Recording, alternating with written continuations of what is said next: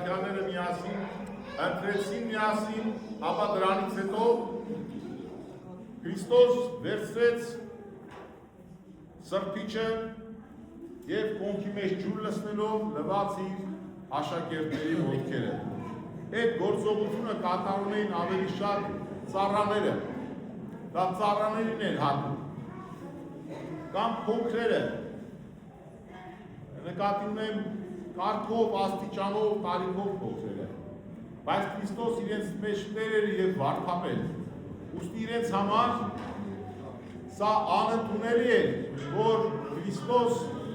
ոտքերը լվա իր աշակերտների։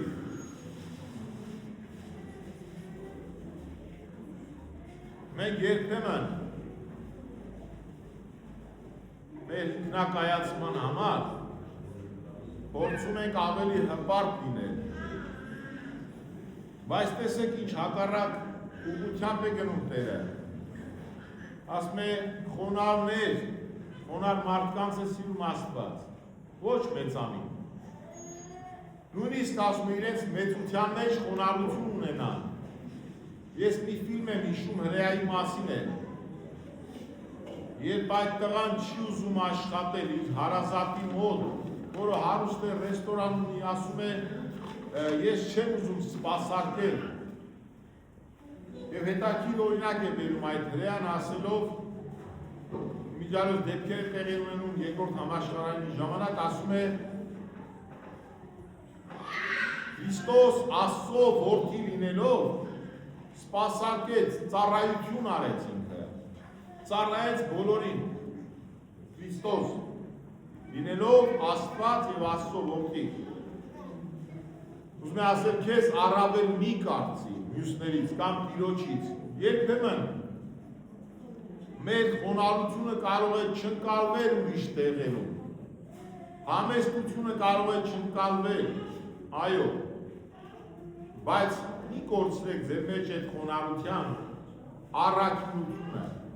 որտեղ իրականության մեջ խոնարհությունը առաքինություն է, Աստծուն հաճելի իրավիճակ է։ Եվ երբեմն մենք ինքներս գալիս ենք եկեղեցի, ծնկի ենք գալիս հատուկ նպատակային, որպեսզի մեր մեջ կոտրենք մեծամտությունը, որպեսզի այդ խոնարհությունը առատապես արմատավորվի մեր մեջ։ Εμείς որ մարդու մեջ կամ քրիստոնյայի մեջ բնական պահանջ կա խոնարհ լինելու։ Երբեմն եկեղեցու դռները ցածր են անում, որ խոնարհությամբ մուտք գործենք Տիրոջ տուն, որտեղ Աստված խոնարհներին է սիրում։ Ասում է՝ ում մեջ պիտի բնակվեմ, ես բնակվում եմ խոնարհների մեջ։ Դե իհարկե Պետրոս առաքյալը ասում է՝ Տեր, հավիտյան մի լվա իմ ոտքերը, թույլ չեմ տա, որ ես լվանաս։ Քրիստոս ասում է՝ եթե ես չլվանամ քո ոտքերը, ապա դու ինձանից մաս և բաժին չես ունենա, կապ չես ունենա հավատքի հետ, քրիստոնեության հետ, ավետան հետ կապ չես ունենա։ Դու անպայման պիտի այս ճանապարհով անցնես։ Եվ հասկանալով Պետրոս առաքյալը ասում է, դե որ այդպես է, Տեր, նաև իմ գլուխն էլ լվա, որ առավել շատ մաս և բաժին ունենամ քո հետ, նաև և չարչարանքների, և ընդհանրապես կյանքի ընթացքում, քարոզության ընթացքում, Տերն ասում է ոտքերը բավարար են, մաքրված եք, դու մնում է միայն ոտքերը, բայց ասում է սա ձեզ խոնարհության օրինակ ցույց տվեցի,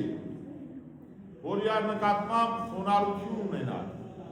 Այնպես որ սիրելիներ, աշխարհի օրենք ուրիշ է, դժվար է խոսել հիմա խոնարհությունից, բայց Աստծո օրենք ուրիշ է։ Մեր Տերը խոնարհություն է պահանջում։ Սա լուր հնազանդության մասին չէ խոսքը, նաև արդարադատություն է պահանջում Տերը։ Ազնվություն, մաքրություն, ճշտապահություն, պատասխանատվություն, բայց նաև ոչ մեծամտություն։ Որովհետև ուժերից ուժեղը կա, մաքրից մաքուրը կա, մեղավորից առավել մեղավորը կա, միշտ ավելին կա։ Եվ մենք իրենց մեջ բոլոր առումներով, լավ առումով, առաքինություններով առումով Քրիստոսն է գերագույնը։ Ի վերջո մենք չենք կարող Տիրոջ հետ համեմատվել։ Դա համար Տերը ծնկի եկավ, այդ կարգը կատարեց և իրենց տվեց խոնարհության օրինակը, որ ժամանակի ընթացքում հետագայում հանկարծ իրենց մեջ մեծամտությունը մուտք չգործի, որ հիշեն ամեն խնդրի ժամանակ, որ իրենք Տիրոջից պատվելու են, որ երբ որ ժամանակը կա իրար ներելու, հիշեն, որ Տերը խոնարհություն է պահանջել, ոչինչ, խոնարհաբար իրար ներեք։ Աստված զորացնի բոլորիս, հիմա ոտալարայի կարգը կատարեն, արդեն պատրաստ ենք, որ բարձրացնենք մեր բարեկներին, այստեղից կարող ենք սկսենք։ Եվ